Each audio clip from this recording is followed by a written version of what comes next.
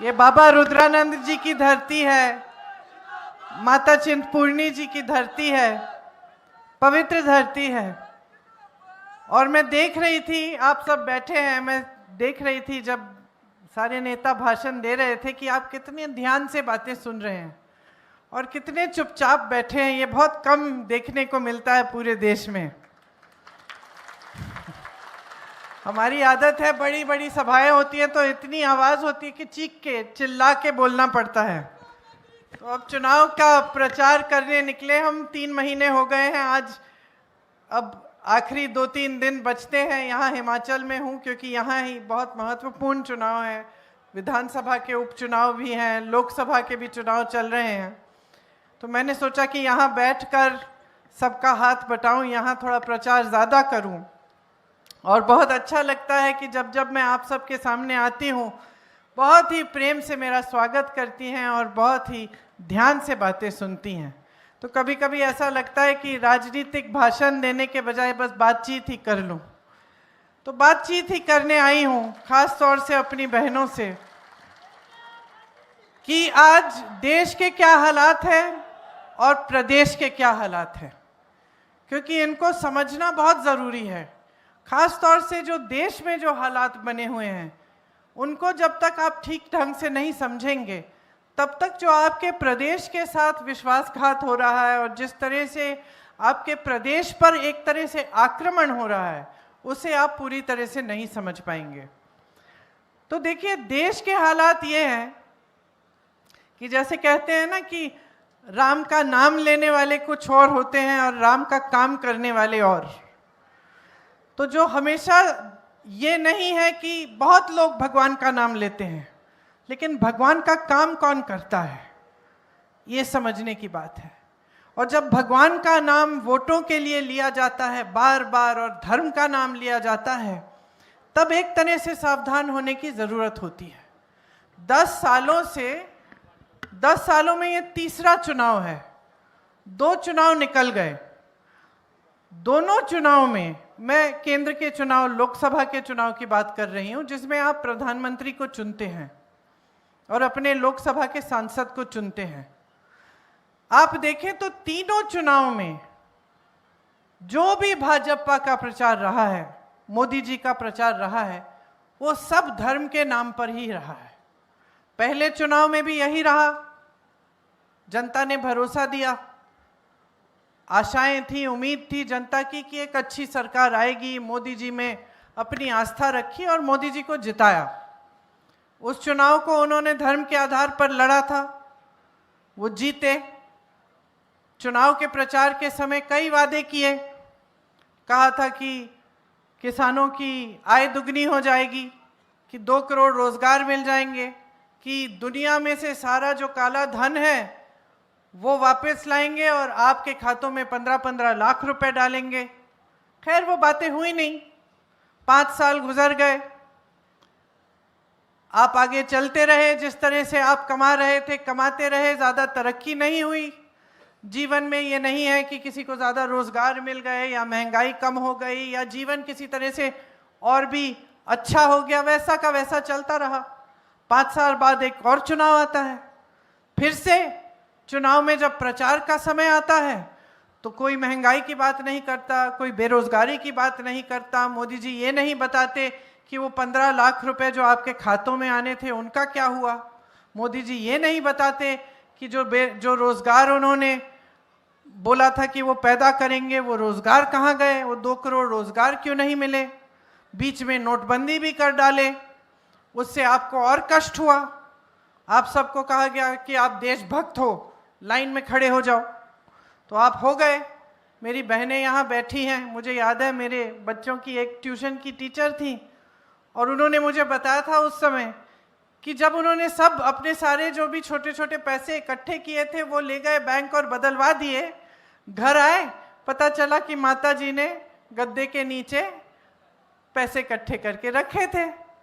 80 साल की माता जी, और बेचारी जब जब मौका मिलता था वो थोड़े थोड़े पैसे रख लेती थी अपने गद्दे के नीचे कि बच्चों को देंगे, पोते पोतियाँ आएंगे तो थोड़ा थोड़ा पकड़ा देंगे, कुछ खरीद लेंगे बच्चे अपने लिए।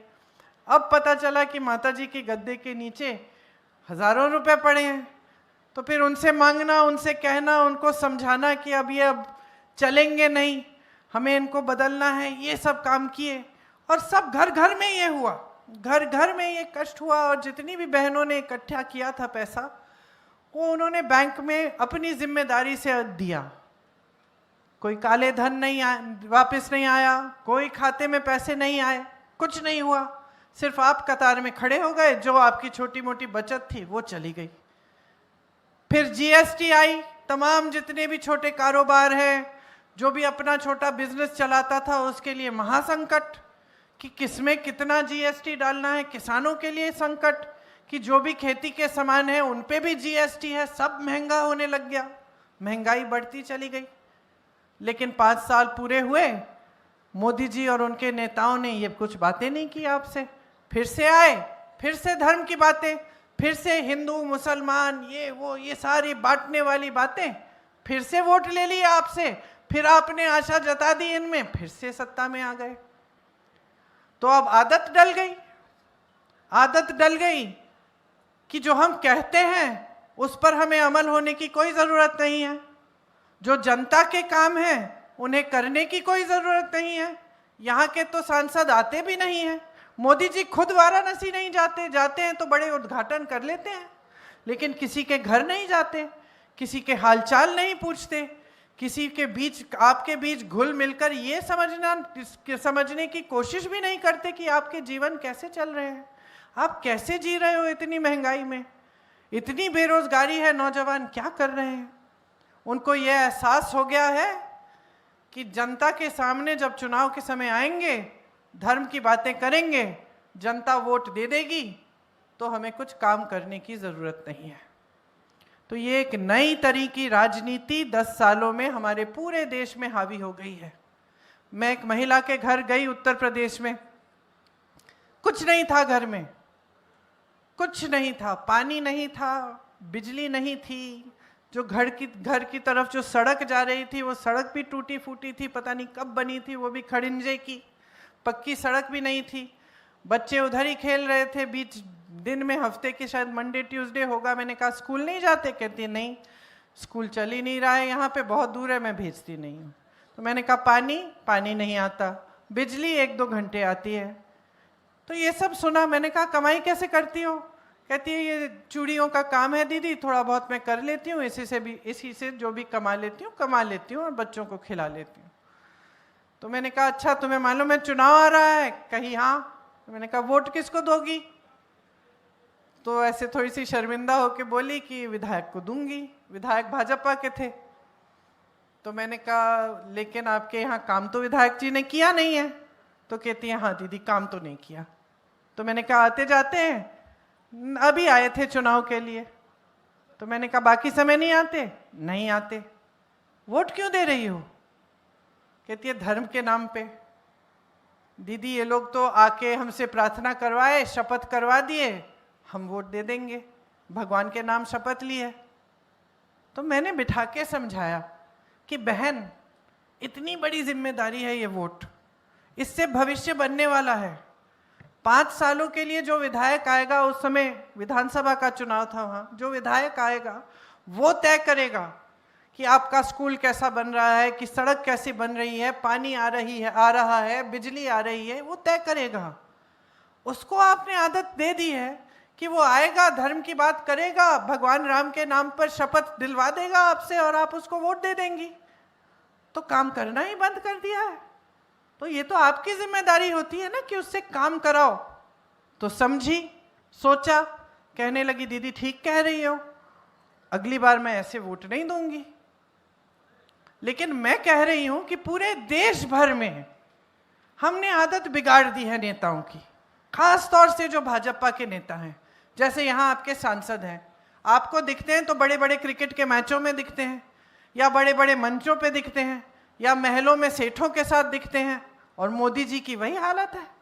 मोदी जी को आप देखते हैं, एक बाल इधर से उधर नहीं होता, साफ सुथरा कुर्ता, बड़े बड़े मंचों पे प्रधानमंत्रियों के साथ, राष्ट्रपतियों के साथ, कभी अमेरिका जा रहे हैं, कभी जापान जा रहे हैं।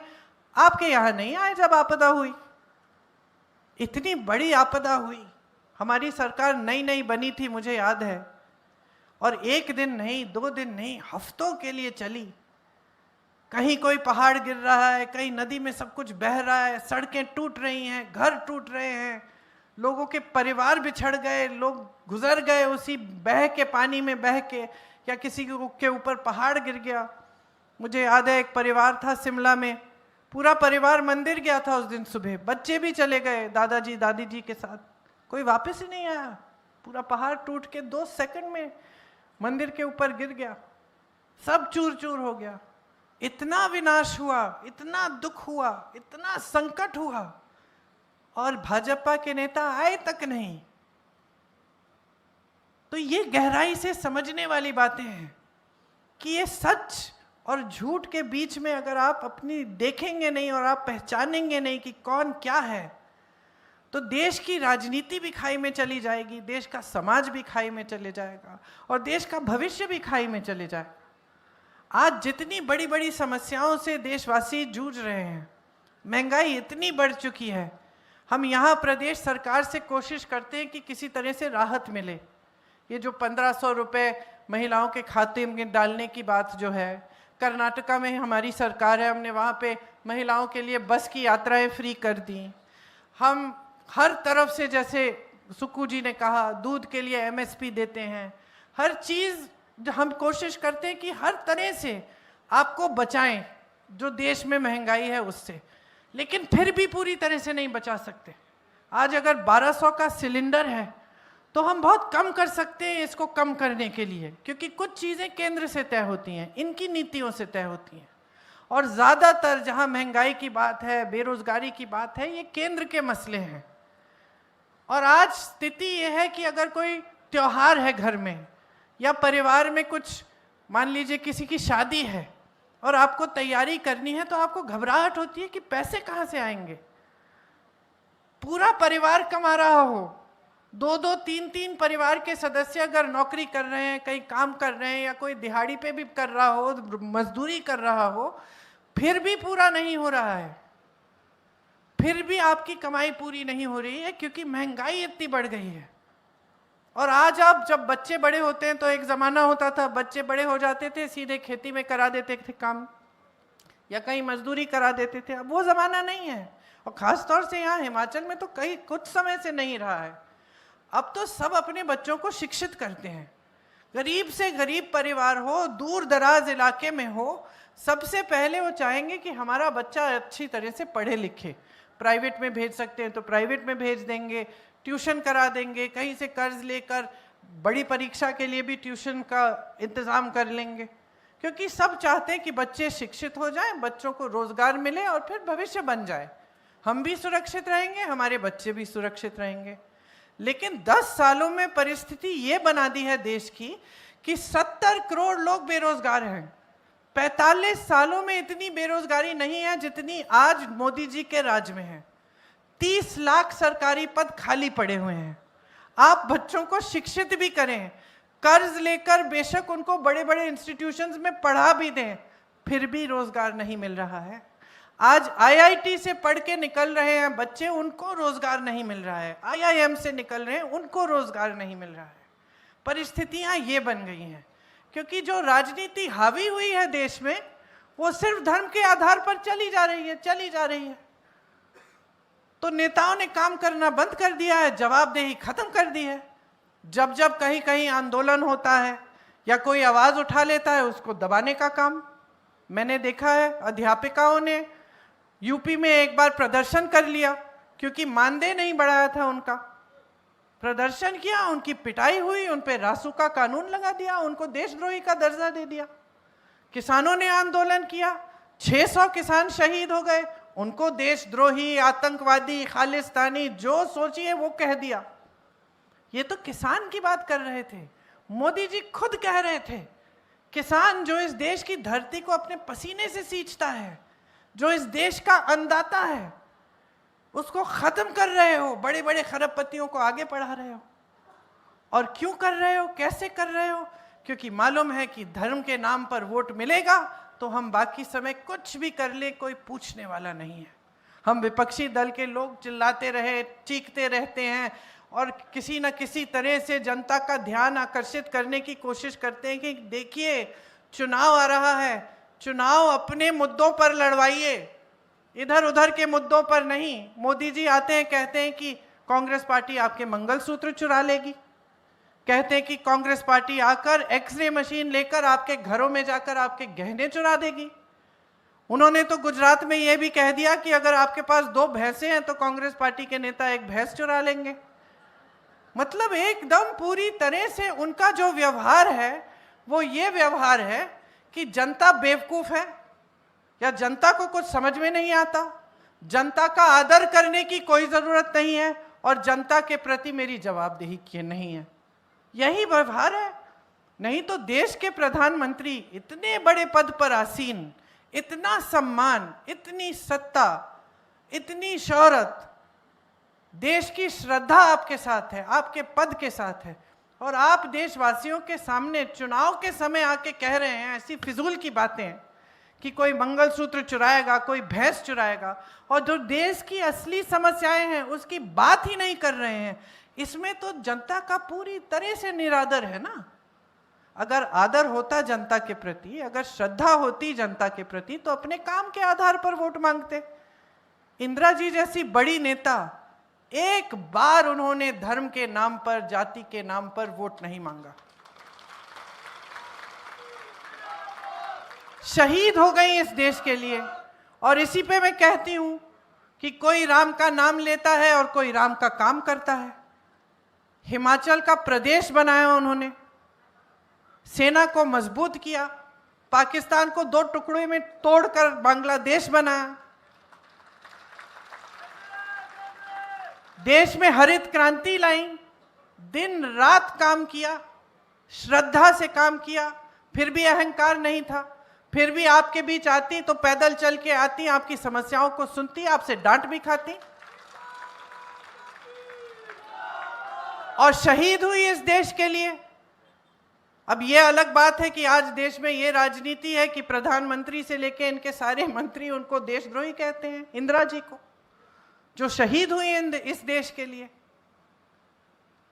तो मेरे कहने का मतलब यह है कि समझ लो कि देश में क्या हो रहा है, आपके साथ कितना विश्वासघात हो रहा है। यहां आपदा आती है, किसी को परवाह नहीं है। हमारे सारे मंत्री रात रात तक आपके बीच आकर, चाहे जहां राहत पहुंचानी हो वहां मुख्यमंत्री खुद पहुंच के पहुंचा रहे हैं।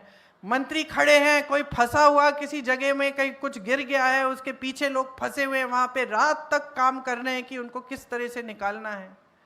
राहत का सारा काम प्रदेश सरकार कर रही है, क्योंकि 1 पैसा केंद्र की सरकार नहीं दे रही है।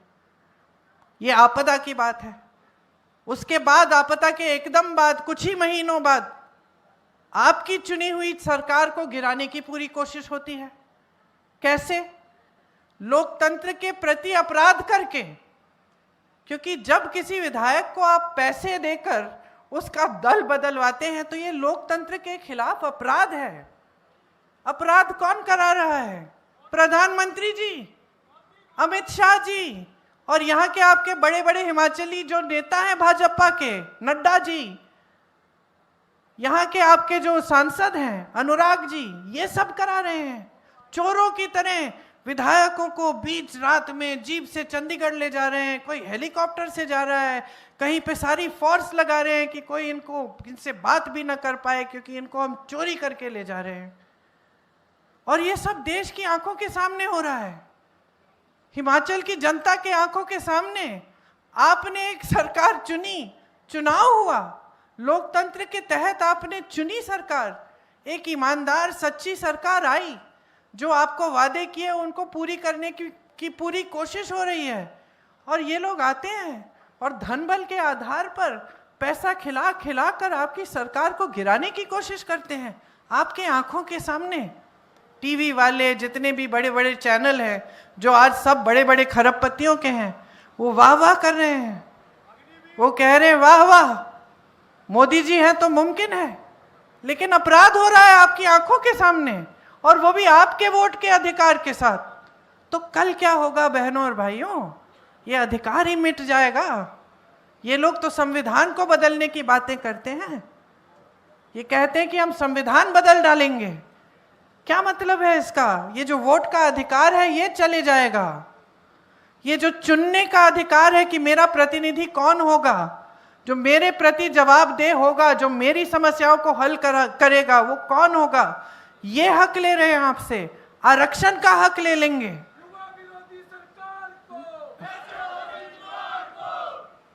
तो आगे क्या होगा, भविष्य में क्या कर सकते हैं, किसको भरोसा है?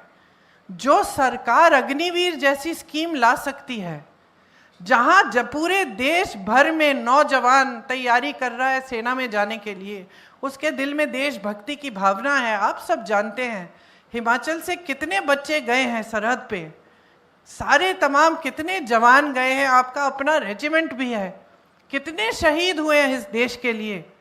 मैं भी शहीद की बेटी हूँ, शहीद की पोती भी हूँ, मैं समझती हूँ कि इसका क्या मतलब है। और मैं ये भी समझती हूँ कि शहीद के परिवार की क्या भावना होती है। दूसरा खड़ा होता है, उसको भी हाजिर कर देते हैं देश के लिए। हमारे परिवार ने भी ये किया, दादी शहीद हुई, पिताजी खड़े हो गए, पिताजी शहीद हुए, माताजी खड़ी हो गई, माताजी के बाद अभी भैया खड़े हो गए हैं, मैं खड़ी हूं, हम सब लड़ रहे हैं इस देश के लिए। ये भावना जो होती है, ये शहीद के परिवार की भावना, अपने देश के प्रति देशभक्ति की भावना होती है। आपने कितने बेटे सरहद पे भेजे, अगर शहीद हुआ एक बेटा तो आपने दूसरे बेटे को भी भेजा। और आपके बच्चों के दिल में क्या भावना है कि वो अभी भी सेना के लिए तैयार हो जाते हैं जाने के लिए।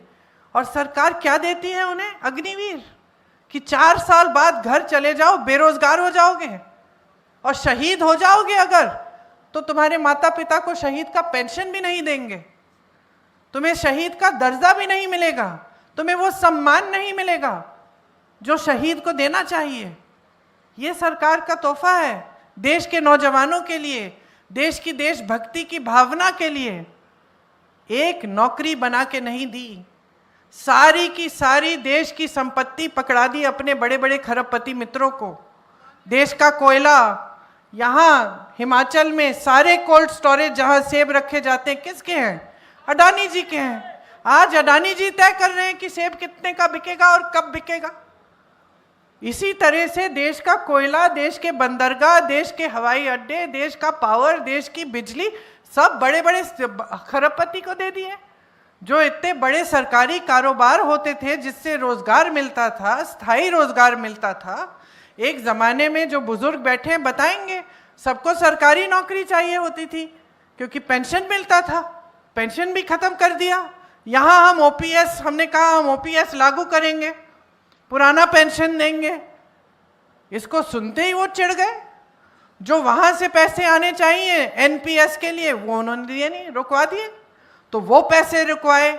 आपकी आपदा के लिए जो राशि आनी थी वो रुकवाई, आपदा को राष्ट्रीय आपदा घोषित ही नहीं किया। जहां जहां हम आपके लिए राहत की स्कीम लाते हैं वहां रुकवाने की कोशिश। ये 1500 का जो महिलाओं के खातों में डालने का है, इन्होंने चुनाव के चलते उसको भी रुकवाया कि चुनाव के बाद करिए। आपने मुख्यमंत्री जी की बात सुनी। तो हर स्तर पर आपकी मुश्किलों को बढ़ाने का काम केंद्र की सरकार कर रही है।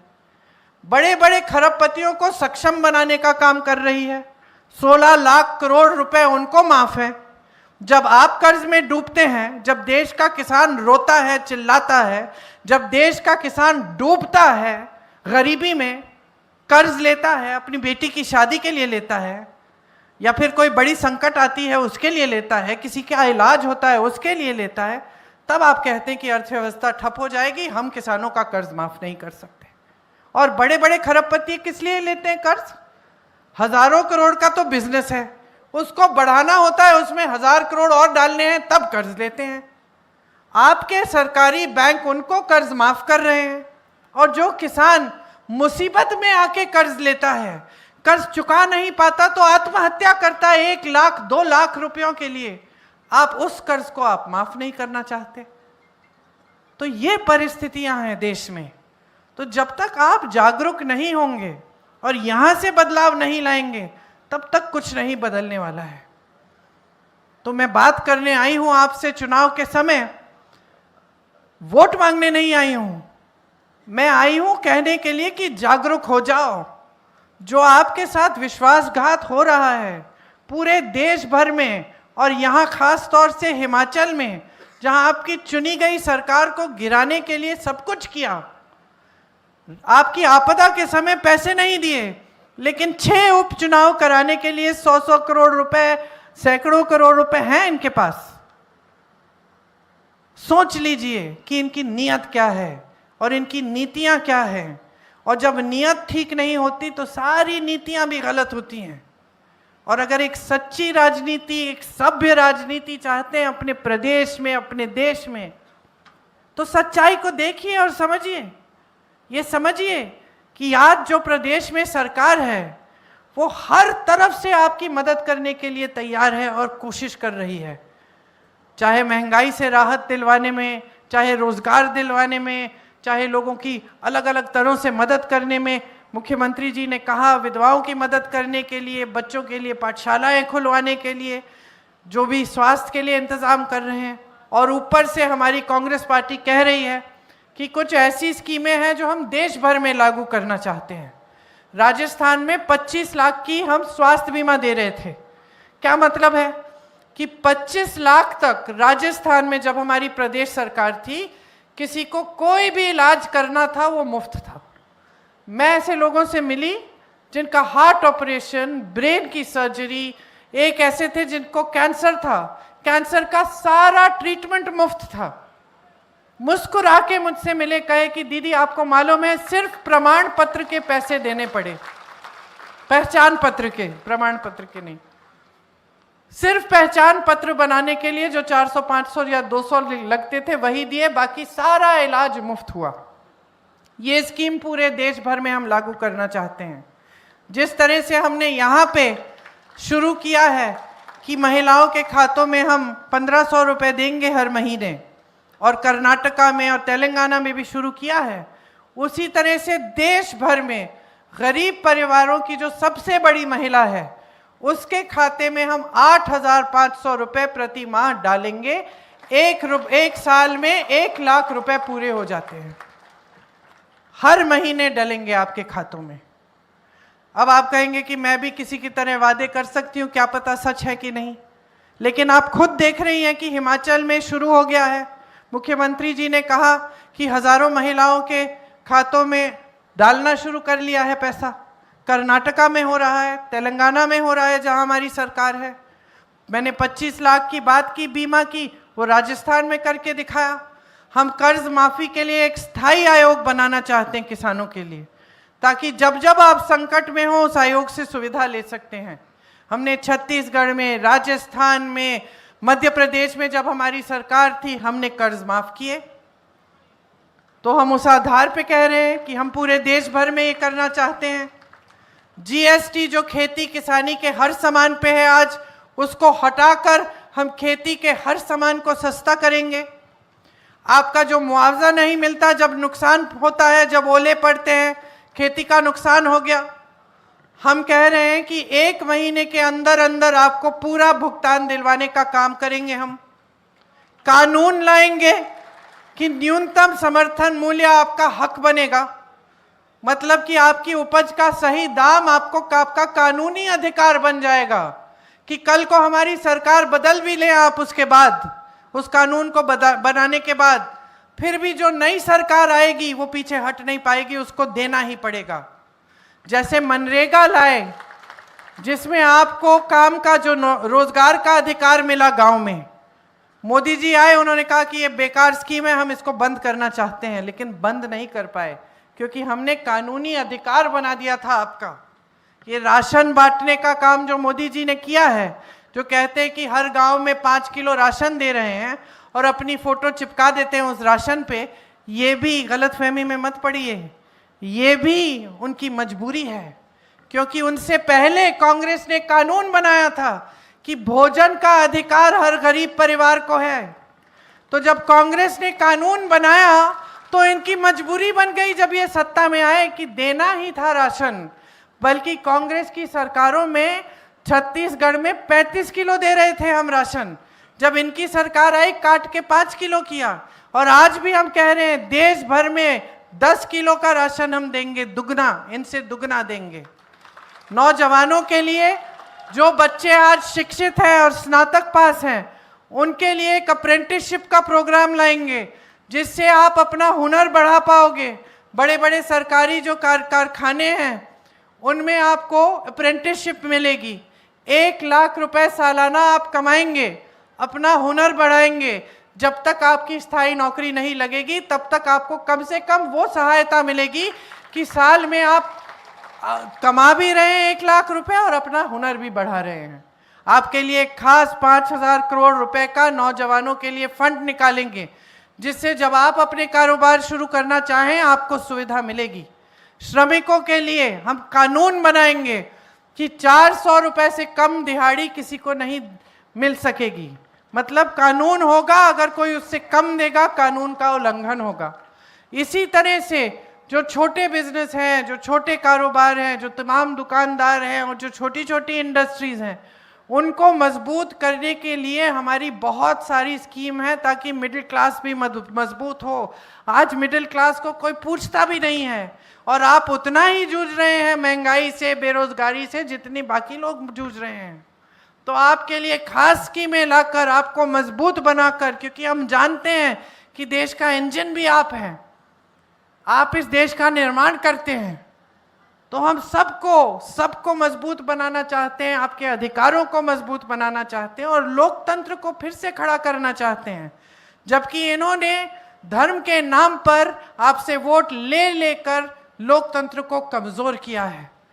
तो आज यहाँ खड़े हुए इस पवित्र भूमि पर मैं सिर्फ इतना कह सकती हूँ कि अगर आज भगवान आपके सामने आते तो वही कहते जो हजारों सालों से सारे संतों, महात्माओं और गुरुओं ने कहा है कि अपनी सच्चाई पर उतर आओ, अपनी सच्चाई को देखो, ईमानदारी से अपना जीवन जियो और सबके साथ प्रेम और सद्भाव रखो। यही सभी धर्मों की सीख है, हमारे हिंदू धर्म की सीख है। और जब हम चुनाव के संदर्भ में ये बात कहते हैं कि अपनी सच्चाई पर उतरो, तो हमारा मतलब ये होता है कि अपने जीवन में देखो कि क्या क्या हो रहा है। आपदा आई, मदद नहीं हुई, सरकार आपने चुनी, उसको धनबल से गिराने की कोशिश हुई, बेरोजगारी बढ़ रही है, महंगाई हद से ज़्यादा बढ़ चुकी है, किसान परेशान है, गरीब परेशान है, मिडिल क्लास परेशान है। आपके जीवन में तरक्की नहीं आई है।